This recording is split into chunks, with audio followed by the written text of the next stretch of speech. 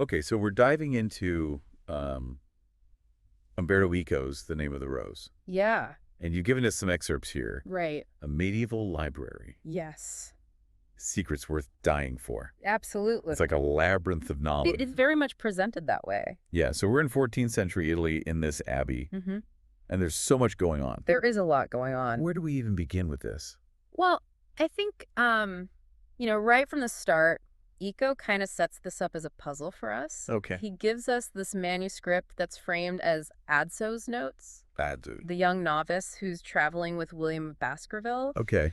And the whole thing is structured around these 7 days. 7 days. Yeah, corresponding to the liturgical hours. Okay. So the rhythm of monastic life is dictating the pace of the story. I see. And then you have these subtitles, Subtitles. which were likely added later, Right. but they act as these signposts, Okay. guiding us through this very dense and intricate world. So we're dropped right into this very specific time and place. Absolutely. It's very immersive. Yeah. And speaking of being dropped right in, Right.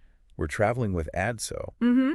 and it's late November. Yes. They're in the mountains. In the mountains. You can almost feel that chill. Yeah, the isolation. Some isolation? It's like whatever happens in this abbey is cut off from the world. Right. And Eco gives us this really interesting description of William. Oh, yeah, he's a fascinating character. And around 50.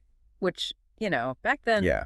that's a man of experience. A man of experience, yeah. But he's described as agile.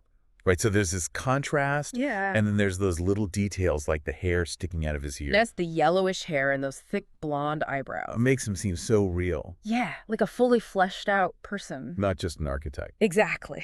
And then there's that herb he chews Oh, yeah, that's a curious detail. in moments of tension. Right, and he says he learned it from infidels. So what does that tell us? Well, it raises questions about his past, about his sources of knowledge. Maybe they're a bit unconventional. Right, like he's not afraid to learn from anyone. Exactly. And then there's the Abbey itself. The abbey itself is almost like a character. Yeah, especially the edificium. The edificium. Yes, that's the heart of it all. Eco describes it as an octagon, Right. but it looks like a four-sided building from afar. It's like this optical illusion almost. Yeah, and then he talks about all these numbers. Yes, the symbolism is so important to Eco. 8 for perfection. 4 for the Gospels. 5 maybe for the senses. Or the wounds of Christ. 7, the gifts of the Holy Ghost. It's like this whole cosmology built into the architecture. It's not just a building. It's a statement. Right. And the location, too. Inaccessible. Up in the mountains. It inspires awe. And maybe even a bit of fear. Right, like something's being guarded there. Definitely like a sense of mystery and danger. And they're not just visiting for fun. No, they have a purpose. William is there to investigate a death. A Delmo of Otranto. Right. A monk. A monk. And we immediately learn about this library, The library, yes. which is so central to the story. Absolutely.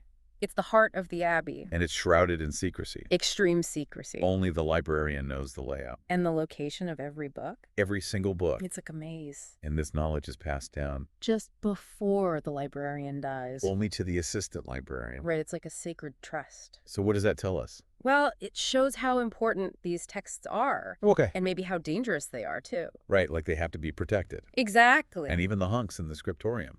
Who work with manuscripts every day. They don't know everything in the library. No, they only have limited access. So there's this control over knowledge. Very tight control. And the justification given is that not all truths are for everyone. Right.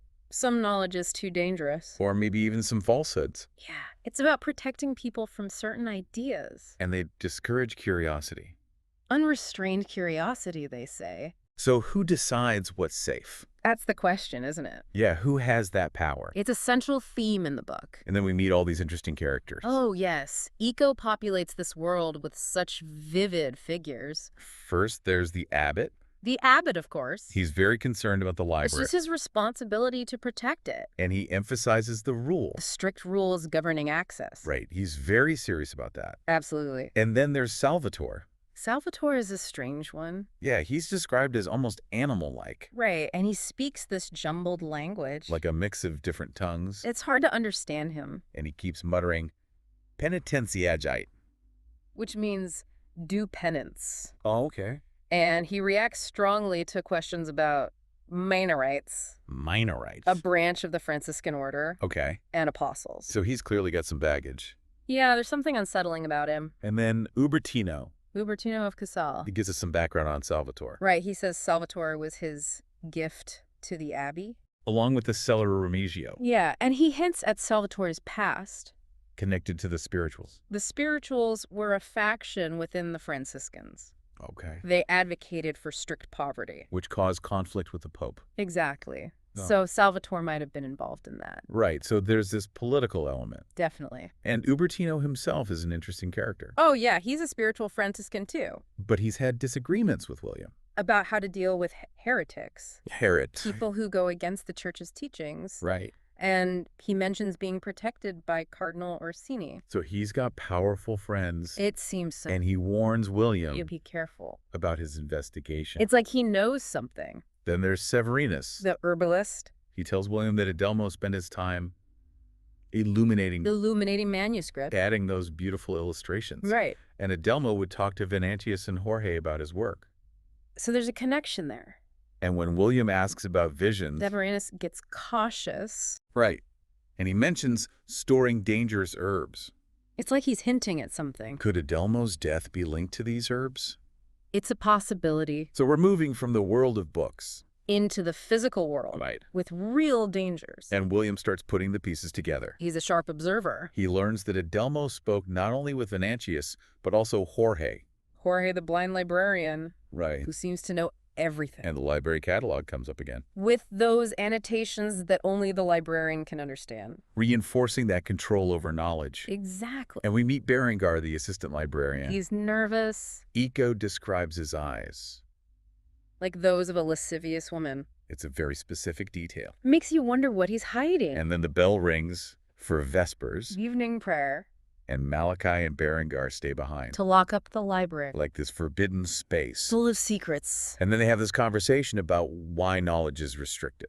They talk about the fear of being mistaken for necromancers. Necromancers, people who talk to the dead. Right. And Roger Bacon's warnings about the misuse of science. It shows a real anxiety about knowledge in the wrong hands. And the idea that the learned might pretend to be magicians. But to protect their knowledge. It's fascinating. It shows how precarious their position was. Right, like they had to be careful. Exactly. And then we see Berengar leaving the church. And William questions him. He seems distraught. He was apparently the last one to see Adelmo alive. So now he's a suspect. Definitely. And then Benno adds to the mystery. Benno is always cryptic. He talks about secrets in the library. And this feat. Benny's Africo. What is that? We don't know yet. It's like a hidden section.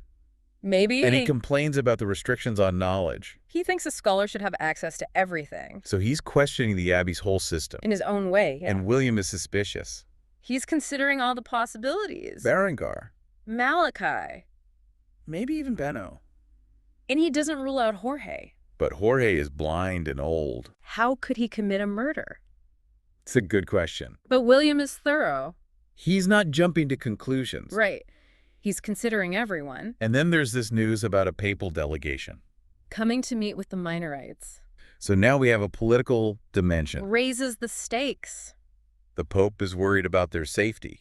There's clearly a lot of tension. And the abbot is uneasy. Because the killer is still out there. Right. And could influence the delegation. It's a very delicate situation. So we have this imposing abbey. Full of secrets. This mysterious library. With its restricted knowledge. Adelmo's death. Unexplained. And all these characters. Each with their own motives. Malachi. Berengar. Salvatore. Ubertino. Even Benno. And this political pressure. From the papal delegation. It's a lot to take in. It is. But it's so intriguing. So many questions. Like, what did Adelmo talk about with the others? Did he have visions? And what is this Venus Africa? What's hidden there? And why is the library so heavily guarded? What's so dangerous about these books? And what about Salvatore? He seems so out of place. But he must be important. The Eco wouldn't include him otherwise. So we have these themes of knowledge and power. And secrecy. And the dangers of curiosity. But also the dangers of suppressing knowledge. It makes you think. It does. About the role of knowledge in society. And who gets to control it. And what happens when that control is challenged. That's what Eco is exploring in this book. And as you continue reading, right, think about this. Okay. In a world obsessed with divine knowledge, what happens when human knowledge enters the equation? It's a great question. What are the consequences? It's something to ponder. When the pursuit of understanding clashes with dogma. and secrecy. These initial mysteries are just the beginning. This is a deep dive. A deep dive. Into a world of intrigue. And danger. So keep exploring. And see what you discover. I know I will. It's a fascinating journey. It is. Enjoy it. You're welcome. Okay, until next time. Until next time. Bye.